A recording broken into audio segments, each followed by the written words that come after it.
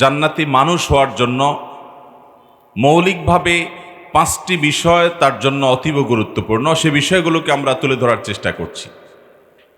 সর্বপ্রথম যে বিষয়টি না থাকলে আমরা কখনোই খাঁটি মুসলমান হওয়া তো দূরের কথা, মুসলমানই হতে পারবো না, সেটা হলো আমাদের ঈমানটা বিশুদ্ধ হতে হবে। ঈমানের মধ্যে কোনো শিরক, কুফর বা নেফাকের কোনো লেশ এবং গন্ধ মাত্র থাকতে পারবে না। আল্লাহ রাব্বুল আলামিনের কাছে প্রতিটি নেক আমল, প্রতিটি ভালো কাজ এটা কাউন্ট হবে, গণ্য হবে, আমাদের মিজানের পাল্লায় উঠবে, নেক আমলের দফতরে লিখিত হবে, লিপিবদ্ধ হবে, যদি আমাদের ঈমানটা খাঁটি থাকে। আমাদের সমাজে অনেক মুসলমান ভাইয়েরা বোনেরা আছেন যারা ঈমান এনেছেন, অথচ তারা নানাভাবে শিরকে লিপ্ত। তারা হয়তো কোনো জীবিত কিংবা মৃত কোনো পীরকে, কোনো বুজুর্গকে, আল্লাহর কোনো ওলি বা নেককার বান্দাকে আল্লাহ রাব্বুল আলামিনের সমপর্যায়ের মনে করেন। এরকম আকীদা, এরকম বিশ্বাস, এরকম ভ্রান্ত ধারণার কারণে তাদের নিজেদের অজান্তেই হয়তো তারা শিরকে লিপ্ত হয়ে গেছেন। এছাড়াও নানাবিধ শিরক আমাদের মধ্যে আজ চতুর্দিকে আপনি দেখতে পাবেন। একজন মুসলমান, তিনি খাঁটি মুসলমান হওয়ার জন্য শিরক মুক্ত ঈমানের কোনো বিকল্প নাই। আল্লাহ রাব্বুল আলামিন কোরআনে হাকিমে বলেছেন, ওয়ালাকাদ উহিয়া ইলাইকা ওয়া ইলাল্লাযীনা মিন ক্বাবলিক, হে রাসূল, আপনি এবং আপনার আগে যত নবী রাসূল দুনিয়াতে এসেছেন সবার কাছে ওহী প্রেরণ করা হয়েছে, কমন নির্দেশনা জারি করা হয়েছে, লা ইন আশরাকতা লা ইয়াহবাতান্না আমালুক, যদি আপনি শিরকে লিপ্ত হন তাহলে আপনার সমস্ত আমল বরবাদ হয়ে যাবে, ওয়ালা তাকুনান্না মিনাল খাসিরিন, এবং আপনি ক্ষতিগ্রস্তদের কাতারে শামিল হয়ে যাবেন। এই জন্য আমাদেরকে সর্বাপেক্ষা গুরুত্ব দিতে হবে আমাদের ঈমানের। আমরা অনেকেই মনে করি জন্মসূত্রে মুসলমান হয়েছি, আমার বাবা মুসলমান, মা মুসলমান, আমি মুসলমান, আমি কালিমায়ে শাহাদা পাঠ করেছি, আমি মুসলমান হয়ে গেছি, আমার এই ঈমান বোধহয় আর কখনো ভাঙবে না, ছুটবে না, বা এই ঈমান থেকে আমি কখনো বোধহয় দূরে সরার কোনো শঙ্কা সম্ভবত নেই। অথচ নবী আলাইহিস সালাম বলেছেন, এমন একটা সময় আসবে, ইউসবিহুর রাজুলু মুমিনা ওয়া ইউমসি কাফিরা, সকালে মানুষ ঈমানদার হবে আর সন্ধ্যায় সে বেঈমান হয়ে যাবে, আবার সন্ধ্যায় ঈমানদার হবে, সকালে সে বেঈমান হয়ে যাবে, কচুর পাতার পানির মতো হয়ে যাবে। এজন্য মুহতারাম হাজরিন, আমাদের ঈমানটাকে বারবার নবায়ন করার চেষ্টা করতে হবে। আমার ঈমানের মধ্যে কোনো প্রকার শিরক আছে কিনা। শিরকের যত প্রকার আছে, শিরক ফিল ইবাদা হোক, শিরক ফিল দুআ হোক, শিরক ফিল মুহাব্বা হোক, আরও যত প্রকার শিরক আছে, আমরা ইবাদতের ক্ষেত্রে আল্লাহর সঙ্গে কাউকে শরিক করছি কিনা, আমাদের দোয়ার ক্ষেত্রে আল্লাহর সঙ্গে কাউকে আমরা শরিক করছি কিনা, আমাদের মুহাব্বত এবং ভালোবাসা আনুগত্যের ক্ষেত্রে আল্লাহর সঙ্গে কাউকে শরিক করছি কিনা, এই বিষয়গুলোকে প্রতিনিয়ত মনিটর করতে হবে। সবচাইতে বেশি পরিচর্যা ঈমানদারের যে বিষয়টাকে করা দরকার, দুঃখজনক বাস্তবতা হলো সে বিষয়ের প্রতি সবচেয়ে বেশি অবহেলা আমাদের থাকে এবং চরম পর্যায়ে। সাহাবায়ে কেরাম একজন অন্যজনকে ডেকে বলতেন, তাআল ইজলিস বিনা নুমিনু সাআতান, আসো আমার সাথে বসো এবং আমরা কিছু সময় ঈমানের কথা বলি। নবী আলাইহিস সালাম বলেছেন, জাদ্দিদু ঈমানাকুম, তোমাদের ঈমানকে নবায়ন করবে, রিনিউ করতে থাকবে কিছুদিন পর পর, কিছুকাল পর পর। ক্বালু কাইফা নুজাদ্দিদু ঈমানানা ইয়া রাসূলুল্লাহ, সাহাবায়ে কেরাম জিজ্ঞাসা করলেন, আমাদের ঈমানকে কিভাবে আমরা রিনিউ করব? নবী আলাইহিস সালাতু ওয়াস সালাম বলেছেন, আকসিরু মিন কওলি লা ইলাহা ইল্লাল্লাহ, আল্লাহ ছাড়া সত্যিকারের কোনো মাবুদ নেই, এই কথা বেশি বেশি করে বলতে থাকো, রিনিউ করতে থাকো ঈমানকে। সম্মানিত উপস্থিতি, আমাদের এই সমাজে শত সহস্র মুসলমান আছেন যারা তাদের কোনো কথার কারণে, কোনো ভুল বিশ্বাসের কারণে, ভুল উক্তির কারণে, ভুল কর্মের কারণে ঈমান হারা হয়ে যাচ্ছেন নিজেদের অজান্তে। অথচ আদমশুমারিতে তিনি মুসলমান হিসেবে গণ্য হচ্ছেন, মানুষ তাকে মুসলমান মনে করছে, শিরকে আকবর বা কুফুর কিংবা নেফাকে লিপ্ত হয়ে বেঈমান হয়ে যাচ্ছেন। বিশেষ করে আমাদের স্কুল কলেজে পড়ুয়া বন্ধু বান্ধবেরা, আমাদের ইউনিভার্সিটিতে পড়া বন্ধুগণ, আমাদের তরুণ বন্ধুগণ, ভাই এবং বোন যারা আছেন, তাদের মধ্যে বড় একটা সংখ্যক মানুষ আছে যাদের মধ্যে সংশয়বাদ কাজ করে। এই সংশয় আমাদের মুসলমান ভাই বোনদেরকে ধ্বংস করে দিচ্ছে, ঈমানগুলোকে শেষ করে দিচ্ছে। আল্লাহ রাব্বুল আলামিন কোরআনে কারিমে যত আদেশ করেছেন, যত নিষেধ করেছেন, স্বতঃসিদ্ধভাবে কোরআন এবং সুন্নাহর আলোকে যে সকল আদেশ নিষেধ প্রমাণিত হয়েছে, কোনো মুসলমান যদি তার কোনোটির যথার্থতা নিয়ে বিন্দু মাত্র সন্দেহ করে, সে মুসলমান থাকবে? বিন্দু মাত্র যদি কেউ সন্দেহ করে, তার মুসলমান থাকার কোনো সুযোগ।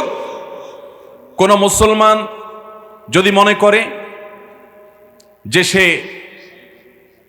বানর যে প্রাইমেট থেকে তৈরি হয়েছে, একই প্রাইমেট থেকে সেও তৈরি হয়েছে, তাহলে সে কোরআনে কারিমে যে আল্লাহ রাব্বুল আলামিন আদম আলাইহিস সালামের সন্তান হিসাবে আমাদেরকে উল্লেখ করেছেন, আল্লাহ রাব্বুল আলামিন মাটি থেকে আমাদেরকে তৈরি করার বিবরণ যে কোরআনে উল্লেখ করেছেন, তাহলে সেক্ষেত্রে সে আয়াতের, সেই বিবরণের, এই ওহীর সুস্পষ্ট অস্বীকার হয়, অস্বীকৃতি হয়।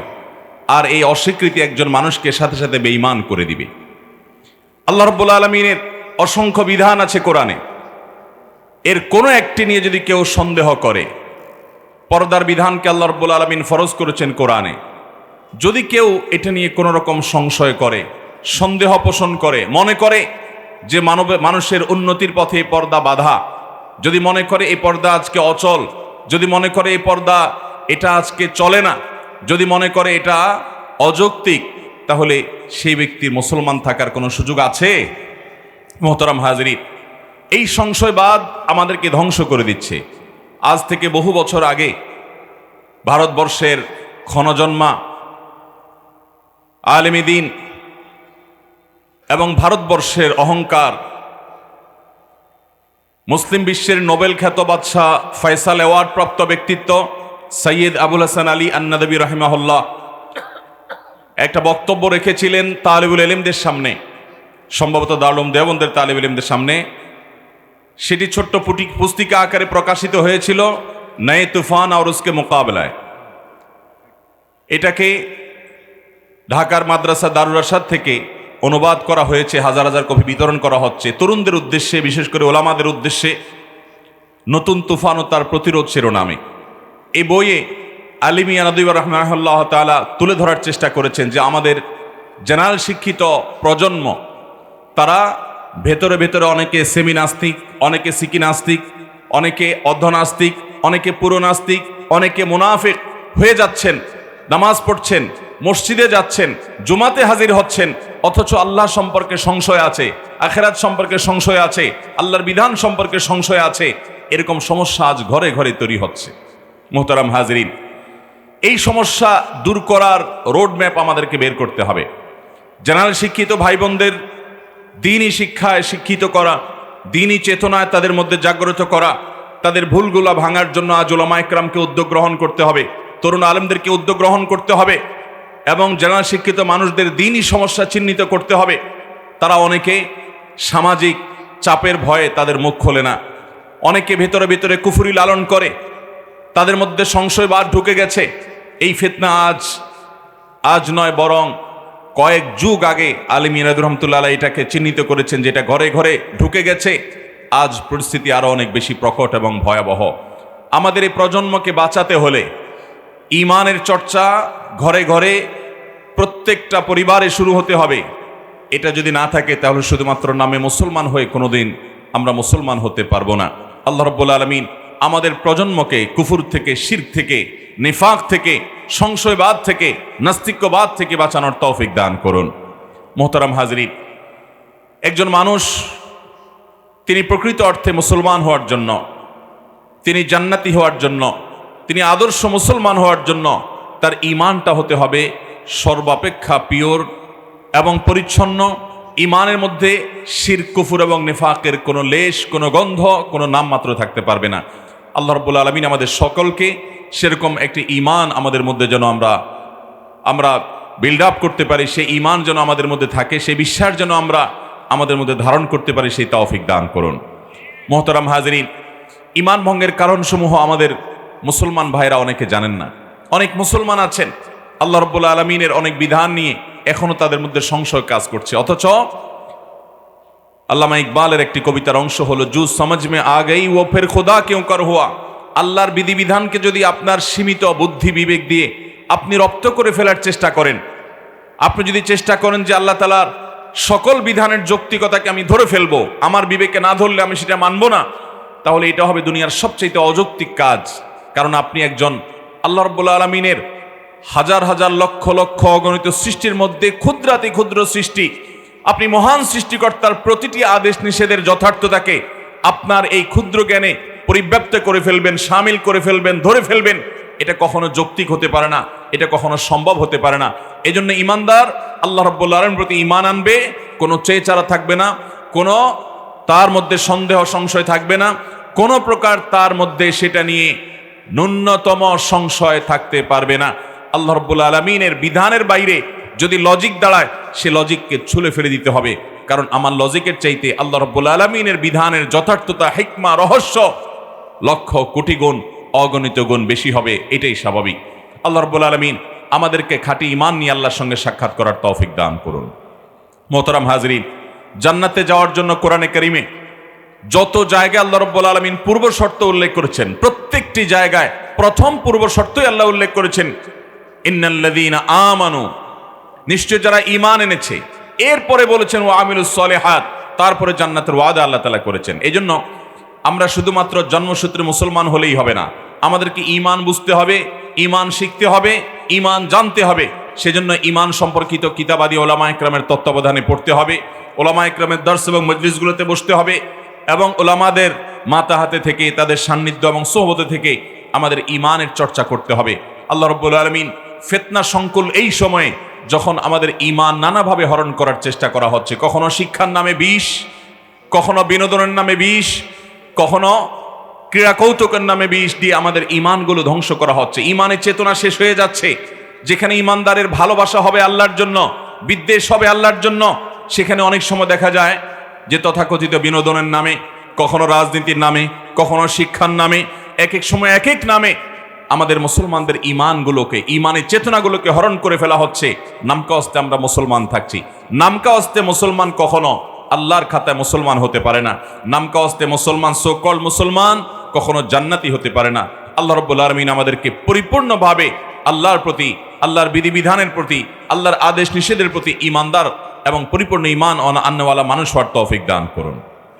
পরিপূর্ণ মুসলমান হওয়ার জন্য আমাদের আজকের প্রেক্ষিতে দ্বিতীয় যে বিষয়টি জরুরি, তা হলো আমাদের অন্য সমস্ত নেক আমলের মধ্যে সবচেয়ে বেশি গুরুত্ব দিয়ে আমাদের নামাজটা সুন্দর করতে হবে।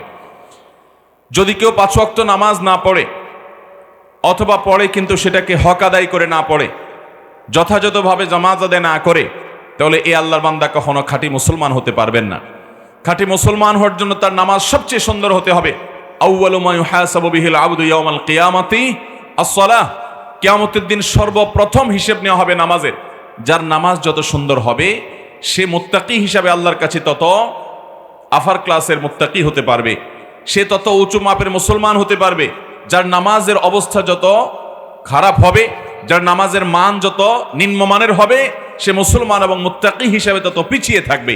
এই জন্য আমাদের নামাজটা শুধু পড়লেই হবে না, বরং এই নামাজকে সুন্দর করতে হবে। অনেক মুসলমান আছেন যারা হয়তো শুধু জুমার নামাজ পড়েন এবং নিজেকে মুসলমান দাবি করেন।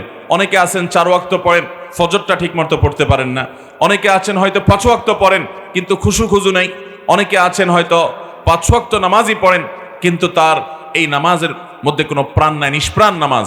মোহতারাম হাজরিন, একজন মুসলমানের নামাজ দেখে বোঝা যাবে তার ঈমান এবং ইসলামের লেভেলটা ঠিক কোন জায়গায়, তাকওয়ার লেভেলটা ঠিক কোন জায়গায়। এই নামাজকে সুন্দর করা ছাড়া কোনো মুসলমান খাঁটি মুসলমান হওয়ার কোনো সুযোগ নেই। আল্লাহ রাব্বুল আলামিন আমাদের সবাইকে 5 ওয়াক্ত সালাত যথাযথভাবে সুন্দর এবং সর্বোত্তম উপায়ে আদায় করার তৌফিক দান করুন। মোহতারাম হাজরিন, নামাজের হিসাব আল্লাহ তাআলা প্রথম নেবেন। যদি কারোর নামাজের হিসাবের মধ্যে নির্ভেজাল এবং পিওর এই জিনিসটি প্রমাণিত হয় এবং এর মধ্যে কোনো ঝামেলা ধরা না পড়ে, ফাকাদ আফলাহা ওয়া আনজাহ, তাহলে সে সফল সার্থক হয়ে যাবে। আর যদি নামাজের হিসাবের মধ্যে ভেজাল ধরা পড়ে, ত্রুটি ধরা পড়ে, ফাকাদ খাবা ওয়া খাসির, তাহলে সে ক্ষতিগ্রস্ত হয়ে যাবে, লুজার হয়ে যাবে এবং সামনে আর সে আগাতে পারবে না। অতএব ভাইরা আমার, আমরা অনেকে 5 ওয়াক্ত নামাজ পড়ি কিন্তু আমাদের নামাজে না মনোযোগ আছে, আর নামাজে না সুকুন আছে, তমানিনা আছে, ধীরস্থিরতা আছে। আজ 4 রাকাত নামাজ পড়তে 3 মিনিট, 2 মিনিট, 2.5 মিনিট, 3.5 মিনিট এটা আমাদের যথেষ্ট হয়ে যায়। অথচ সাহাবা ইকরামের নামাজ ছিল অনেক দীর্ঘ। নবী করিম সাল্লাল্লাহু আলাইহি সাল্লামের নামাজ দেখে আম্মা জান আয়েশা বলেছিলেন, ইয়া রাসূলুল্লাহ, আল্লাহ না আপনার আগের পরের সব গুনাহ মাফ করে দিয়েছেন, তাহলে আপনি এত কষ্ট করে এত দীর্ঘ নামাজ কেন পড়েন? তিনি যখন নামাজের জন্য দাঁড়াতেন তার পা মোবারক ফুলে যেত।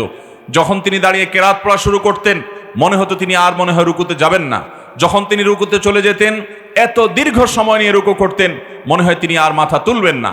ঠিক এভাবে তার প্রত্যেকটা রোকন তিনি আদায় করতেন। মোহতারাম হাজরিন, অথচ আজ আমাদের নামাজের অবস্থা বড় কাহিল, আমাদের নামাজের অবস্থা বড় বেহাল। আমাদের নামাজের কোনো সৌন্দর্য নাই, না বাহিরের সৌন্দর্য আছে না ভেতরের সৌন্দর্য আছে। আল্লাহ রাব্বুল আলামিন নামাজের খুশু এবং খুদু, নামাজের বাহির এবং ভেতর উভয়টাকে আমাদের সুন্দর করার তৌফিক দান করুন। মোহতারাম হাজরিন, একজন মুসলমান তিনি খাঁটি মুসলমান হওয়ার জন্য, আল্লাহর কাছে প্রিয় বান্দা হওয়ার জন্য, জান্নাতি মানুষ হওয়ার জন্য আজকের প্রেক্ষাপটে এবং সকল যুগেই তৃতীয় যে বিষয়টি অনেক বেশি গুরুত্বপূর্ণ সেটি হলো হালাল উপার্জন হওয়া। এখানে রমজানের রোজা নিয়ে আমি কথা বলছি না, কারণ আলহামদুলিল্লাহ রোজা আমাদের সমাজে বেশিরভাগ মানুষ নামাজের তুলনায় অন্তত রোজা বেশি রাখার চেষ্টা করেন, এবং ত্রুটি বিচ্ছুতি হলেও মোটামুটি অন্যান্য অনেক কিছু চাইতে তুলনামূলকভাবে ভালো আছে। আমি শুধুমাত্র সেই পয়েন্টগুলো তুলে ধরার চেষ্টা করছি যেগুলোতে আমাদের প্রচণ্ড ঘাটতি আছে, প্রচুর পরিমাণে সেগুলোতে সমস্যা আছে, ত্রুটি বিচ্ছুতি আছে। তো এই জন্য তৃতীয় যে আমলটির কথা বলতে চাই সেটা হলো হালাল উপার্জন।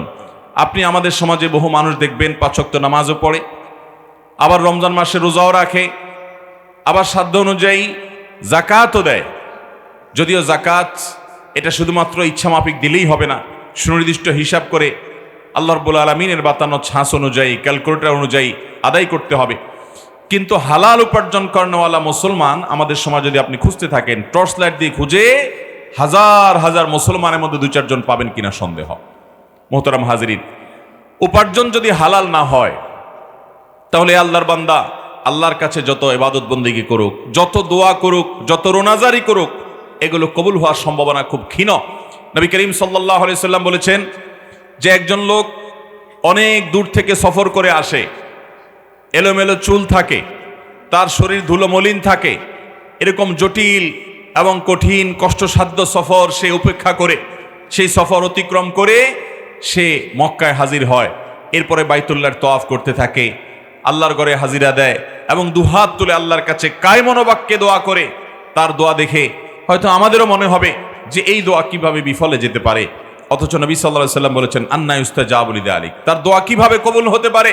কারণ তার শরীর হারাম দিয়ে গঠিত, তার কাপড় চোপড় পোশাক আশাক হারাম দ্বারা গঠিত, তার সহায় সম্পদ ব্যাংক ব্যালেন্স হারাম দ্বারা গঠিত। তার বাইতুল্লাহ গিয়ে দুহাত তুলে আল্লাহর কাছে কায়মনোবাক্যে দোয়াটাও কবুল হবে না, কারণ তার শরীর হারাম দ্বারা গঠিত, উপার্জন হারাম দ্বারা গঠিত।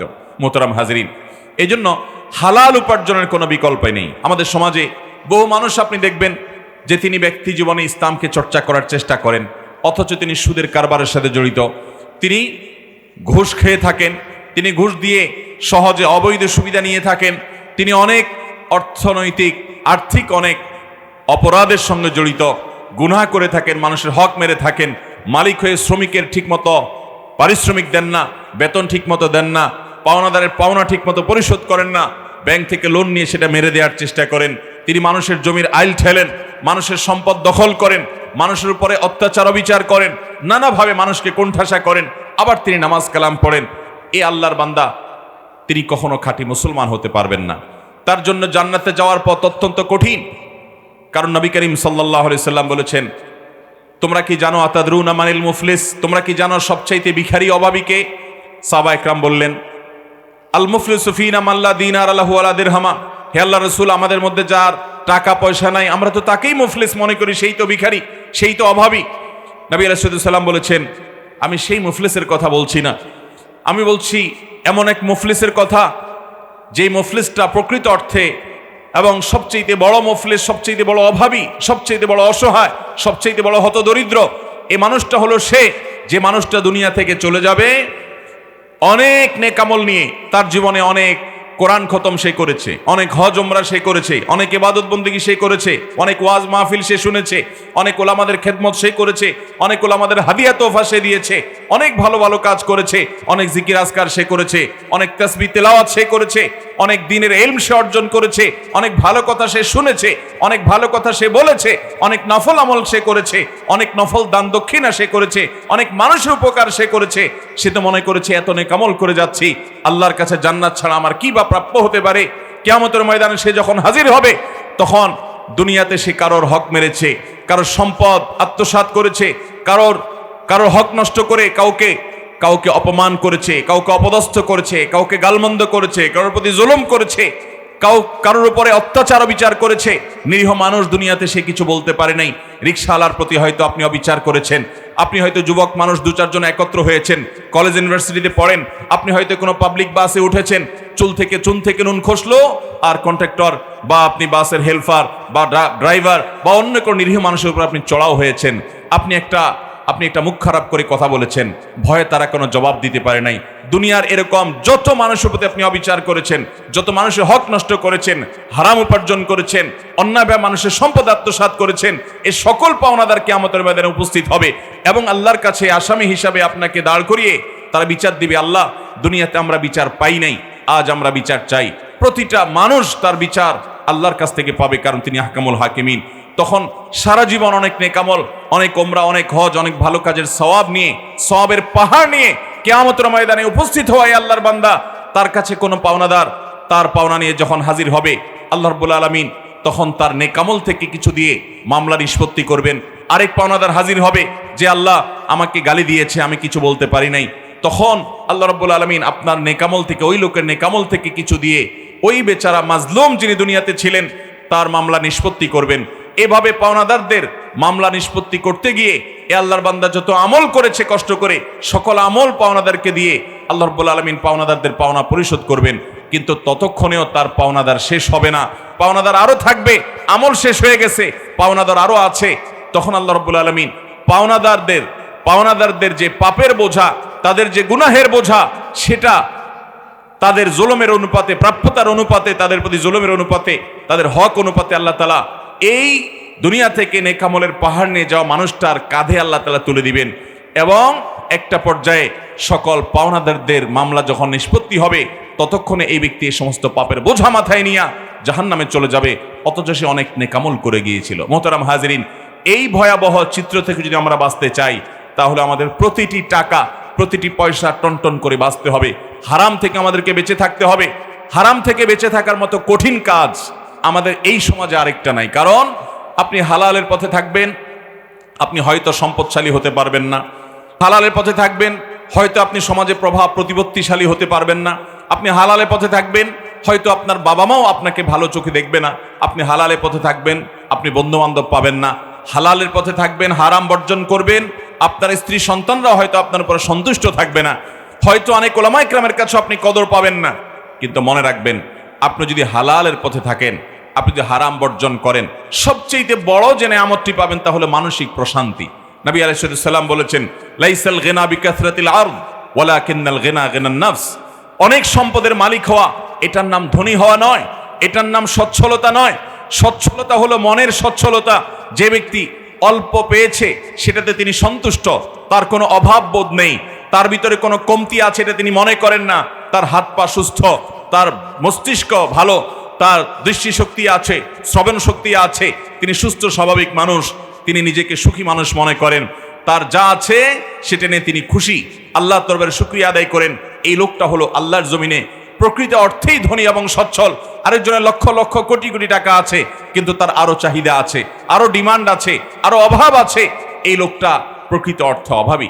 মোহতারাম হাজিরিন, এই জন্য হক হালালের পথে চলা, হালাল উপার্জনের পথে চলা, এটা দুনিয়ার সবচেয়ে কঠিন কাজগুলোর মধ্যে একটি।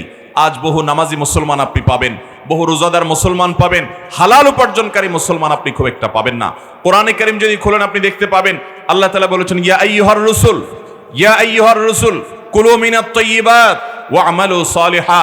হে রাসূলগণ, হে নবীগণ, আপনারা হালাল উপার্জন করুন, হালাল ভক্ষণ করুন। এরপরে আল্লাহ বলেছেন ওয়া আমালু সালিহা, নেকামল করুন।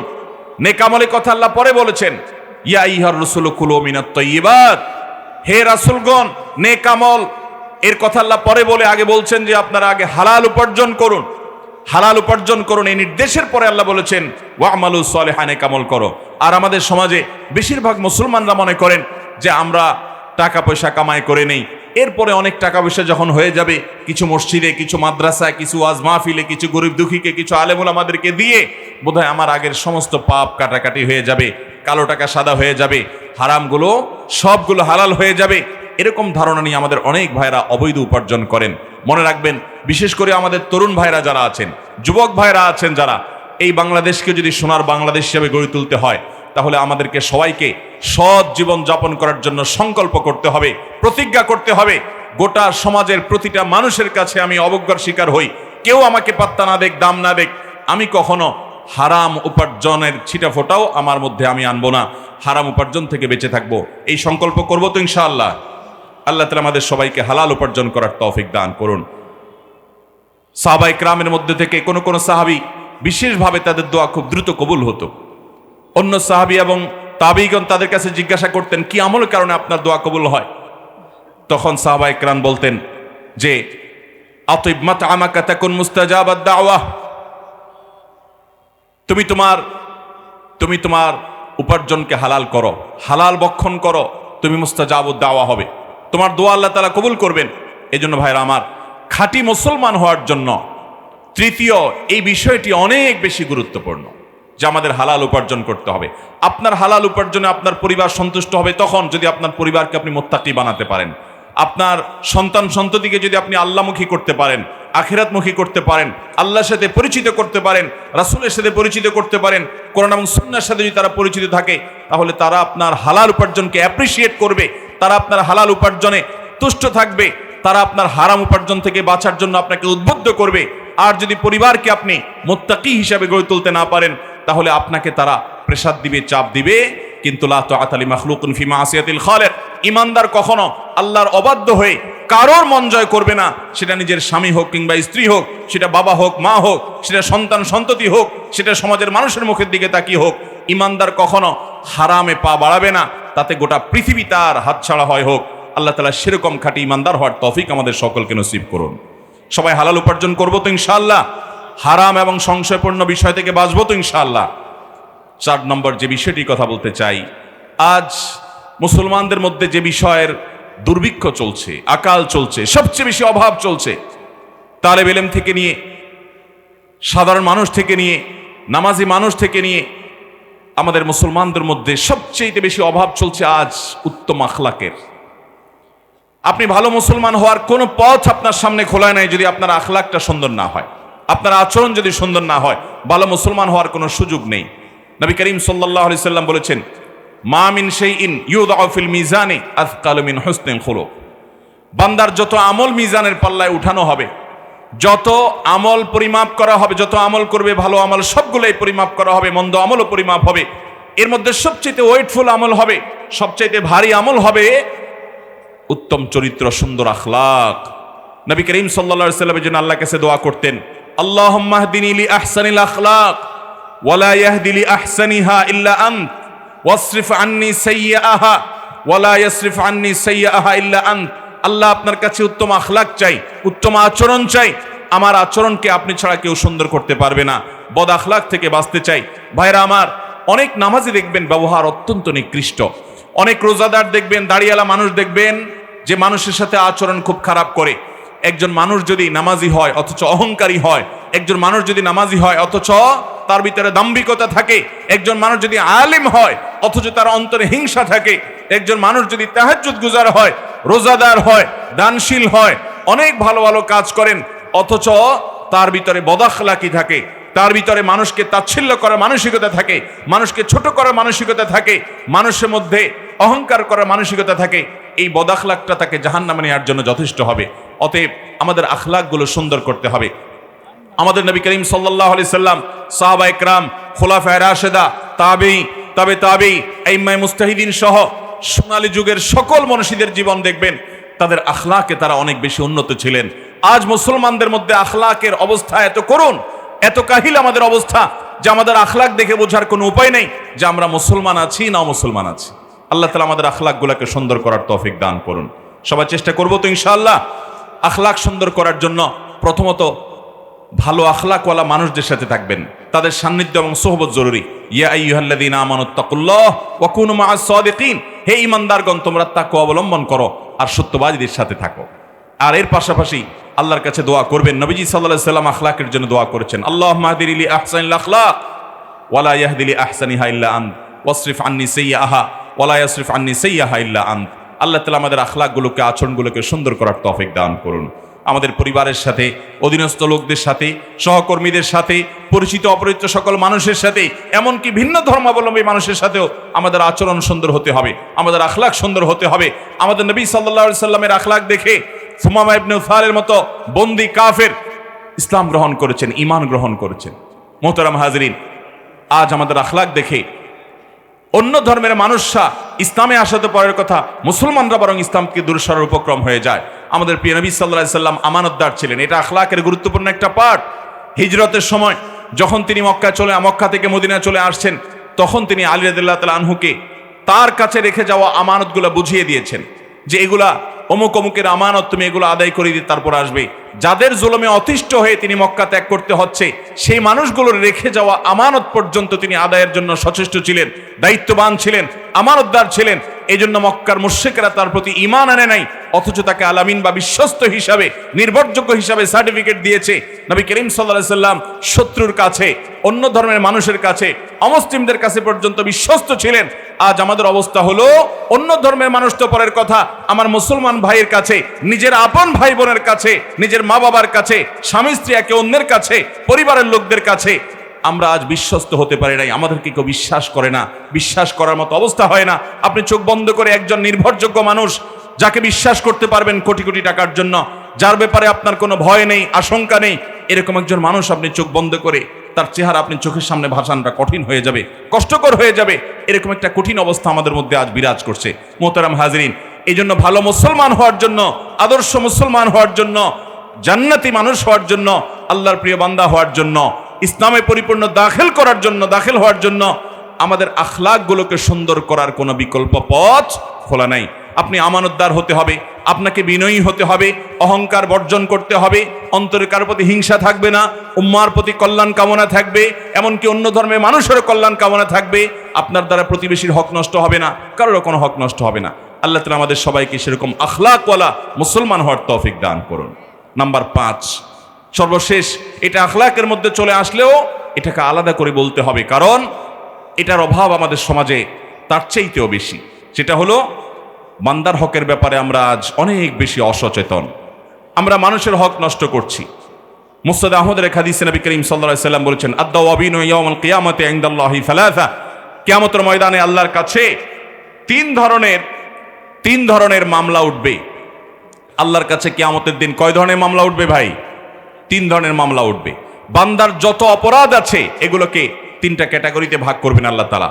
তার ভিতরে একটা হলো শিরক করে যদি কেউ মারা যায়, ইমানের মধ্যে যদি বড় ধরনের ভেজাল থাকে, শিরকে আকবর যদি থাকে, তাহলে এই মামলার কোনো শুনানি হবে না, আল্লাহ রাব্বুল আলামিন কোনো কথা শুনবেন না। শিরকে আকবর হয়েছে, সরাসরি তাকে জাহান্নামে পাঠিয়ে দেওয়া হবে এবং অনন্তকাল সে জাহান্নামে থাকবে।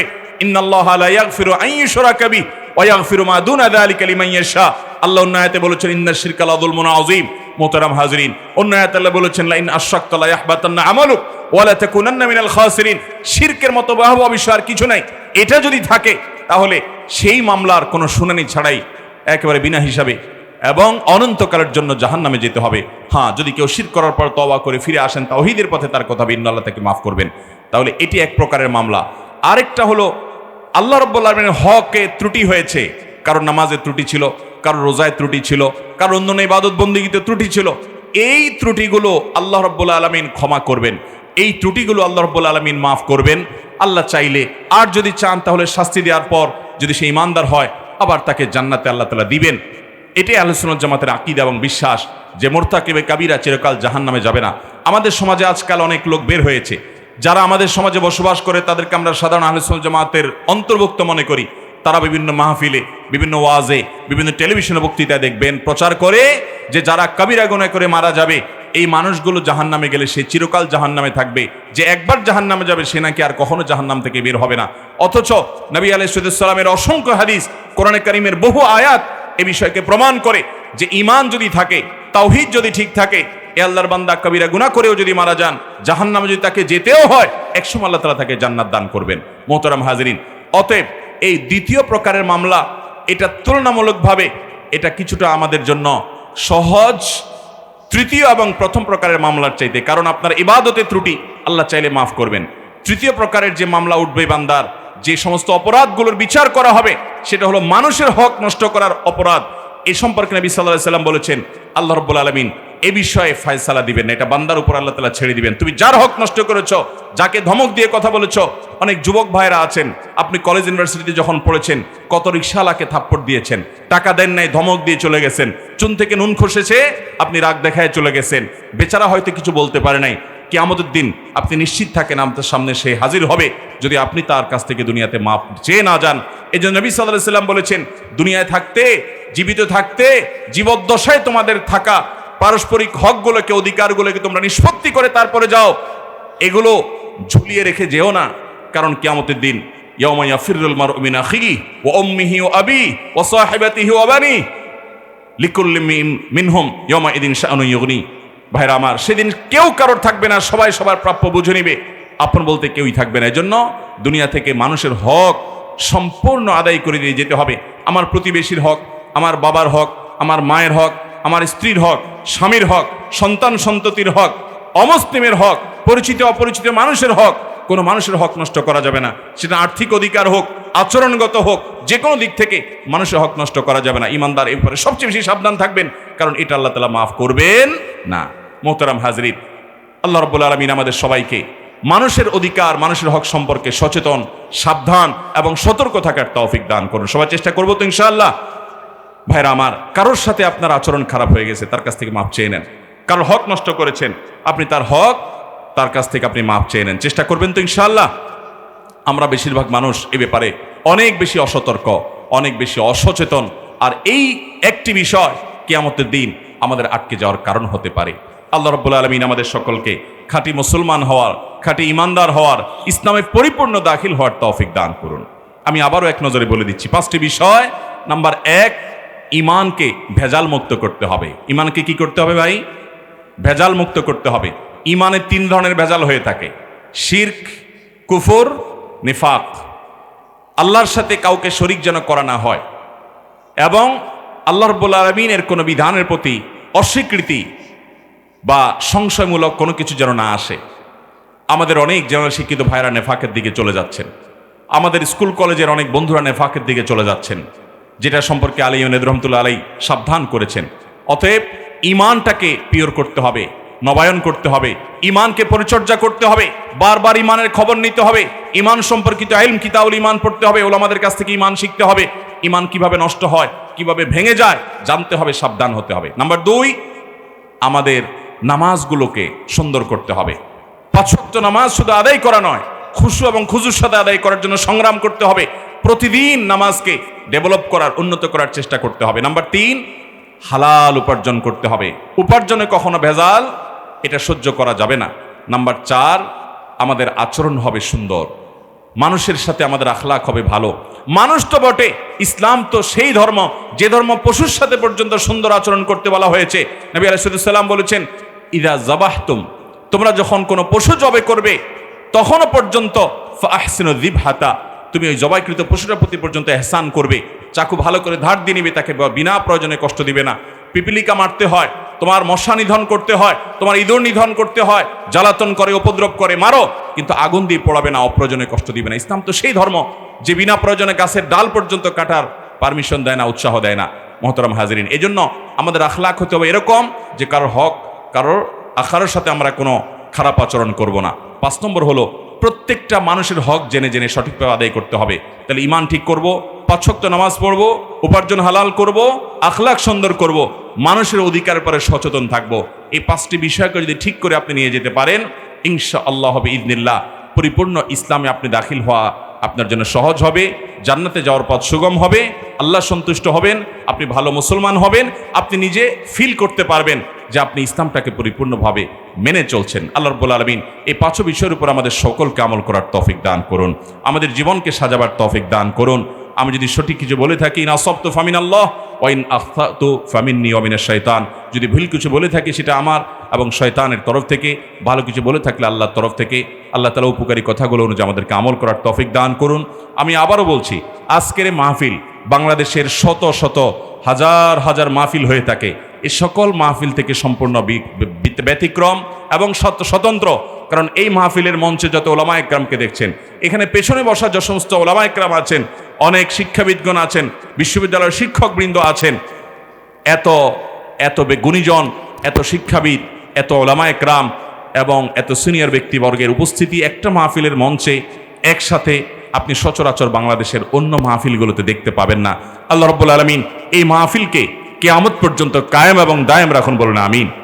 এই মাহফিলের সাথে যারা জড়িত আছেন, বিশেষ করে অত্র এলাকার মাননীয় সংসদ সদস্য উস্তাজুল উলামা ফজিলাতুল উস্তাজ ডক্টর সৈয়দ আবু রাজা মোহাম্মদ নিজামুদ্দিন আন-নাদবী হাফিজাহুল্লাহ এবং তার বাবা ছিলেন আল্লামা ফজলুল্লাহ রাহিমাহুল্লাহ, আল্লাহ রাব্বুল আলামিন এই পরিবারের মধ্যে আল্লাহ তাআলা বারাকা দান করুন, বলুন আমিন। এবং আমাকে উস্তাদদের সামনে সবকের মতো কিছু কথা বলার সুযোগ করে দেওয়ার জন্য আমি উস্তাদের কাছে আবারও শুকরিয়া জানাচ্ছি। আল্লাহ রাব্বুল আলামিন আমাদের সকলকে আশাকে বসাকে একত্রিত হওয়াকে কবুল ও মঞ্জুর করুন। জাযাকুমুল্লাহ খাইর।